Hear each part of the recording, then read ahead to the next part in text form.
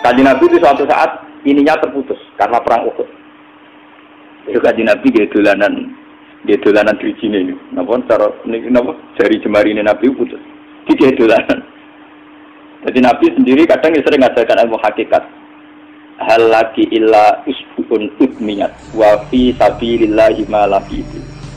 Kowe ora trimo fisik, bentuk fisik jari jemari sing ditetir berdarah.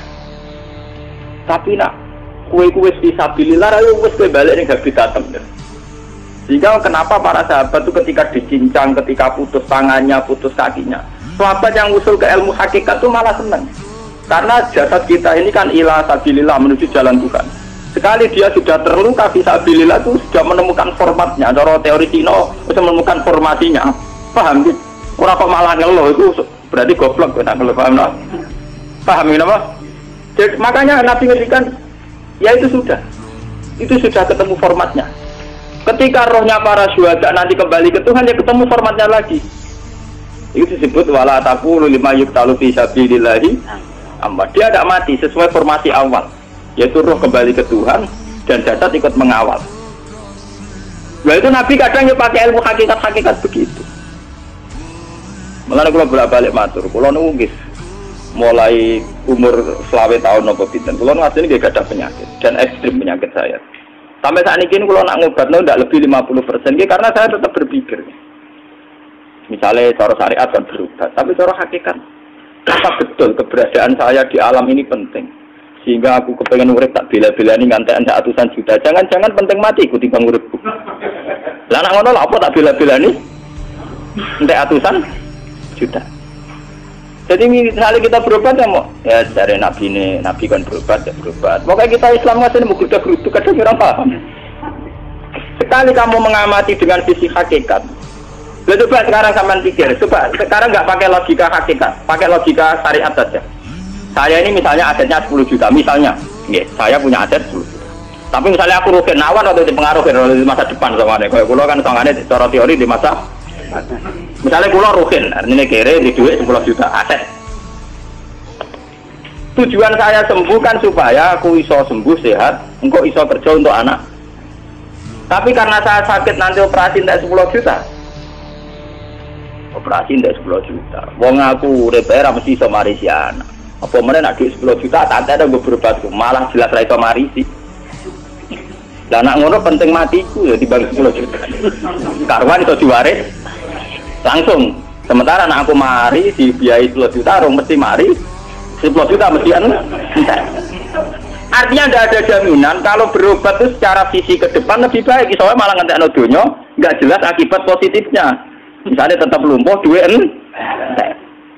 teori loh. Bapak artinya apa? Teori hakikat tetap lebih benar bahwa hidup itu tidak ada artinya. Semua itu tidak ada artinya. Berobat apa enggak berobat semuanya tidak ada arti. Teori loh gini. Sehingga kalau kita tengah-tengah aja tengah-tengah, kasus kula misalnya loro nggih berubah. Gusti separuh kula nglakoni syariat, tapi sebagai kula ulama fikih nggih separuh kula lakoni napa? Jadi kula tetep mboten ngarah obat 100%. Tapi orang ngarah berobat wong kula tiyang napa? Syariat. Tapi memang faktanya itu begitu. Cara Kanjeng Nabi kadang Kanjeng Nabi berobat. Kadang Kanjeng Nabi wis nikine tercincang dige guyon. Wa laki illa usbu'un utwiyat. Ora kok driji sing gak melok-melok. Nah, bukti bahwa jasad itu begitu tidak penting. Kayak Sayyid Hamzah. Malah Sayyid Hamzah nganggep wahyu bentone ra karuan. Kalau teori Siti Jenar itu benar, teori Jalaluddin Rumi benar teorinya ya orang kok ra salate lho nggih, maksudnya kono nganut ra salate. Benar cara analisis roh. Ketika Sayyid Hamzah dinyatakan mati oleh manusia, oleh hukum manusia dinyatakan mati karena dia sudah tidak bergerak. Dalam teori hakikat kan rohnya Sayyid Hamzah sudah fi khawatili tuyurin khudrin. Rohnya sudah diambil Tuhan, tidak mati. Paham ya? Ketika rohnya Sayyid Hamzah sudah diambil, jasad ini sudah tidak punya rasa. Sekarang secara syariat kasat mata kita tahu, wong jasad nak diinfus, di sayat-sayat dioperasi ora kroso. Apa meneh saiki ruhe wis bisa. Lah ya jasad itu cek gampange, dioperasi dibius saja terus tidak kerasa. Apalagi rohnya sudah diambil. Nah, saiki bayangkan ketika Sayyid Hamzah itu sudah di atas, Niku kira-kira delok wahsi ra wong bentuk. Lho wong kok baca igabus. Ketika jasad benar-benar tidak penting, kemudian jasadnya Syekh Hamzah kan dicincang oleh wahsi. Ketika rohnya sudah diambil kan Hamzah tidak merasakan. Berarti Syekh Hamzah guyu-guyu wahsi. Wahsi sik bentuk nih gabus dicincang. Paham ya? Lho niki tenan. Artinya ketika pandangan manusia iba kepada Sayyid Hamzah karena dicincang, dimutilasi oleh wahsi. Wahsi tidak mengalami Pak Sinten, Sayyid Hamzah tidak mengalami apa-apa karena rohnya sudah bersama Tuhan. Dan iso wae Sayyid Hamzah malah guyu-guyu wahsi. Cek goblok gabus kok dicincang. Lah nak ngono rak mirip, makanya dalam hal ini itu dalam teori roh itu sebetulnya Siti Jenar tidak sesat dalam teori roh. Tapi jangan katakan itu penemuannya Siti Jenar. Siti Jenar itu terlambat. Sebelum itu ada Husain Al-Khallas, sebelum itu ada Jalaluddin Rumi, sebelum itu juga ada sahabat, ada nabi. Cuma cara aplikasinya Siti Jenar melenceng. Jadi jangan katakan tak kampus-kampus. Itu pendapat Siti Jenar itu malah goblok meneng. Siti Jenar itu sanut, paham? Nggih maksud apa? Wis sanut. Nah, teori yang sama terjadi pada Yesus Kristus. Ketika Yesus misalnya secara lahir dicincang, dimutilasi, diapakan oleh orang Yahudi, sebetulnya rohnya dia sudah bersama Tuhan, kembali ke Tuhan Bapa. Nah cara Kristen, nah cara Islam ya balik ke pangeran. Andaikan itu iya, itu ya tidak ada masalah karena hakikatnya dia tidak dicincang, tidak dibunuh. Andaikan iya lah, tentu menurut Islam yang dibunuh Yudas atau siapa itu yang masuk piala. Tapi sama sebetulnya teorinya sama. Kalaupun iya tidak ada masalah. Oke, kalau misalnya Nabi Isa karena ada kontroversi menyangkut dia atau Yudas. Sekarang yang Zakaria dan ya Zakaria Yahya itu dicincang betul oleh orang Yahudi, matinya dimutilasi. Tapi dia tidak apa-apa.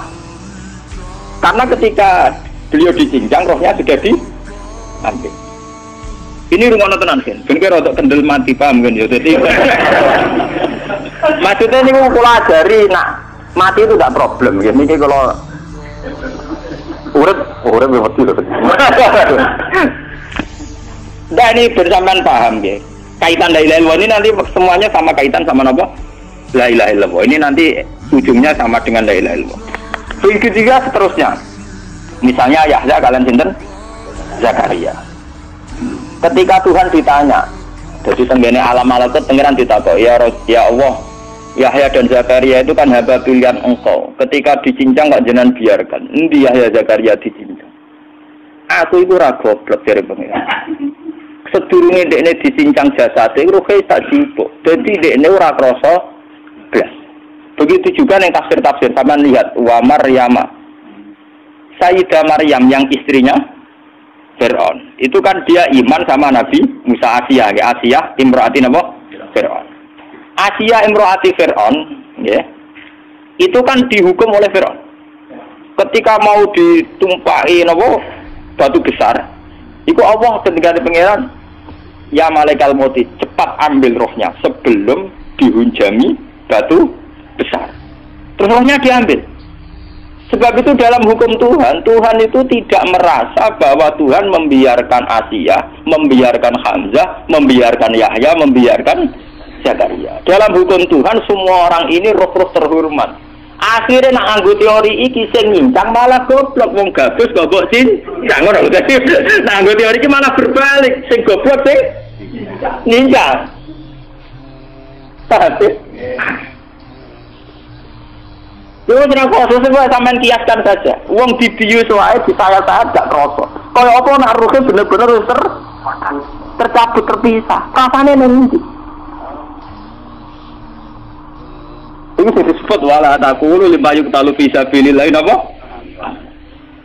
Lah kemudian roh ini kemana? Nah, roh itu sudah menyatu dengan kalimat tauhid. Mesti roh itu bersaksi la ilaha illallah. Itu sing disebut ning alam roh ketika Allah tanya alastu bi rabbikum mesti qalu bala. Mesti mereka jawabnya apa? Bala. Karena alam roh tentu lebih mudah bersaksi akan keberhadiran dan keeksistensi Tuhan Allah Subhanahu wa taala. Paham ya, ini sama penting. Nah, ketika kalimat tauhid sudah menyatu kayak begini, itu mesti kalimat tauhid sing mesti langsung untuk swarga. Itu dimaksud Nabi mustaiqinan biha qalbu mukhlishon biha qalbu. Hati itu kolbu kan nggak bisa kamu artikan jantung atau liver kayak teori modern sekarang. Misalnya kolbun itu apa? Jadi kiai kolbun itu jantung. Nah ngono beda ke liver.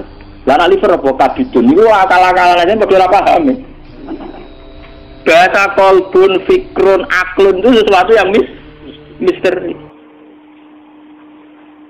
Lah roh ini kemudian dengan kalimat tauhid sudah menyatu disebut mukhlison biha kalbu. Ada tingkat kemurnian hubungan roh dengan kalimat tauhid. Lah kalau begitu pasti dakhalal jannah. Karena tidak mungkin kalimat tauhid kok di neraka. Lah ini ngomong masalah-masalah hakikat. Wong sing gak tahu petualangan hakikat, momene sing sering bingung bakas duit, bayar kredit, utang jatuh tempo. Ora usah melok mikir, utek wis entek go mikir duit. Sing mahasiswa sok mikir men pacaran. Sing santri-santri sok mikir hakikat tapi kembali utang mbek kredit. Mana anut kula mawon, kula ora pati bingung urusan donya, rada orisinal lah. Kaya kula barang rada orisinal. Ana tingkat erotnya dari dunia sudah bagus, maksudnya pun parah lah. Wong kula jare wong dipengaruhi ora roh. Jare wong kula ngalim ora roh wis mati rasa. Jadi paham kula logika niku napa? Sebab itu ketika ini pengiran kullu syai'in halikun illa wajah. Lah selain roh itu syekh. Sementara roh sendiri oleh bahasa Tuhan tidak pernah dikatakan syekh. Yaitu disebut kulir ruhu min amri.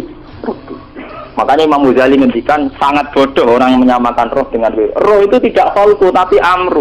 Dan dalam tradisi Tuhan kholku dengan amru itu beda. Jadi tenggene sesuatu disebut ala lahul kholku wal amru. Jadi kholku itu jasad, amru roh. Allah ini ngolawi tetap di Allah al-khalqu tawi khalqu penciptaan dan itu terkait jasad wal amru roh karena kulir ruhu tidak min khalqi rabbi tapi min amri.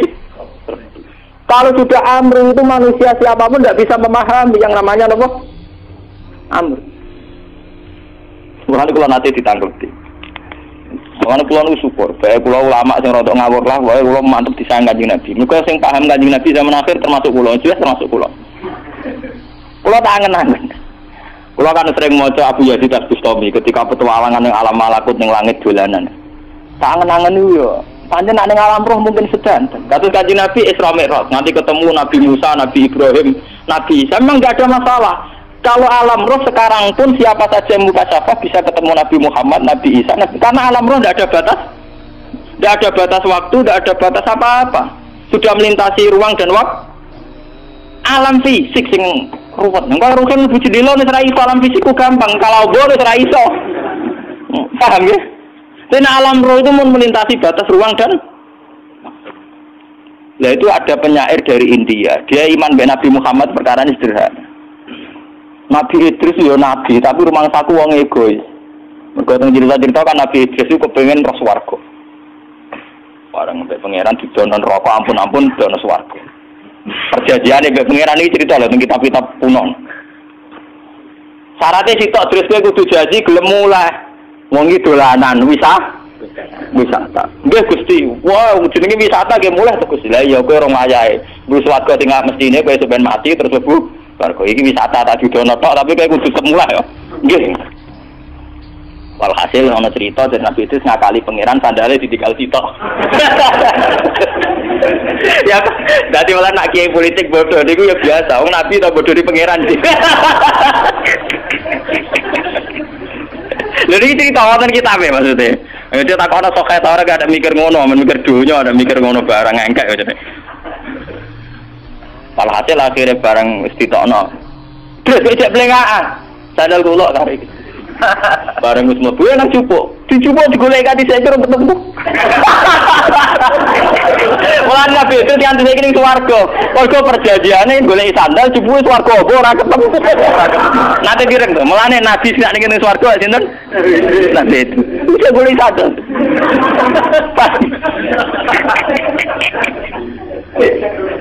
Wah, dari terkenal. Yo ada cerita ngene kok. Mulane wong sufi sangka India, Nabi Idris urung nabi tenan ya Nabi Muhammad. Tangen-angen paling bener Nabi Muhammad. Ora krana kula umat, tangen-angen Mas. Kula lho umpama kula bayangno kula. Misale kula takoki malaikat Jibril, "Hak gak kepen mlaku-mlaku." Tembuti Jibril. Yo mlaku-mlaku ning langit misal.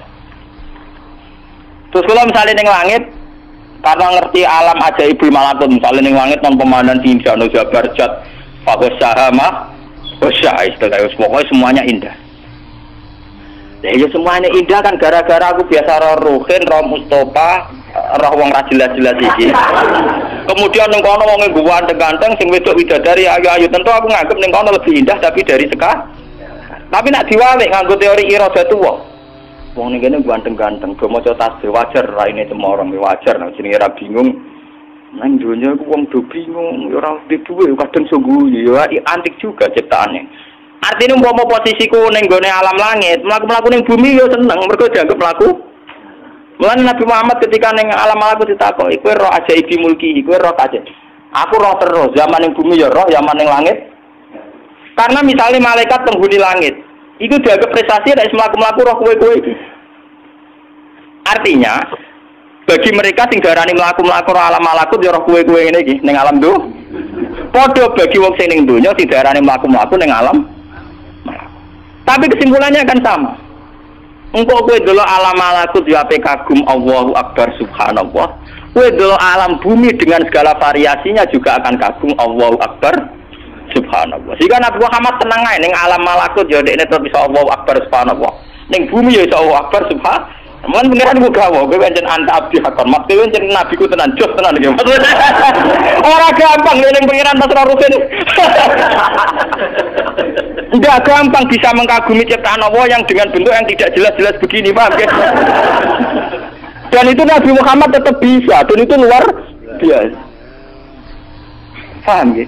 Umumnya wong kagum ngenteni halal yang besar. Nabi Muhammad boten, sama semua.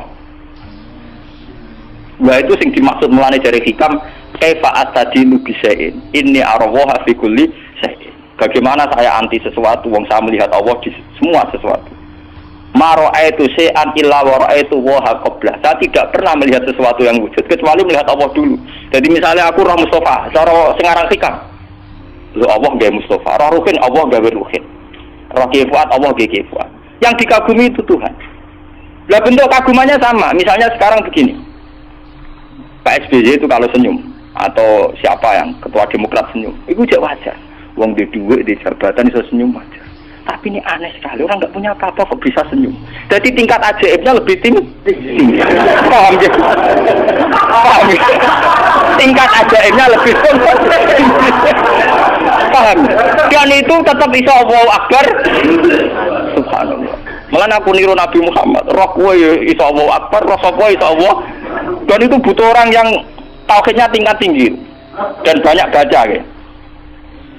Kan kula umpama mulane kula seneng model Abu Yazid Al-Bustami, model ditakoki pangeran, "Ya Yazid, kowe sira swarga sampun, rong neraka sampun. Kowe gawok seneng, nggih seneng mergo niku ciptaane jenengan. Neraka panas Abu Yazid, nggih panas wong jenengan damel panas. Swarga api nggih wong jenengan gaya." Ya ngono.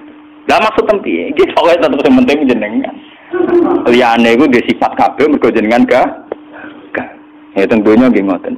Mana Abu Yazid terus balik ning dunya nggih tenang mau. Mulane kanjeng Nabi itu seorang nabi sing tenang ning dunya ya tenang ning akhirat. Mergo dekne lahul hamdu fil ula wal akhirah.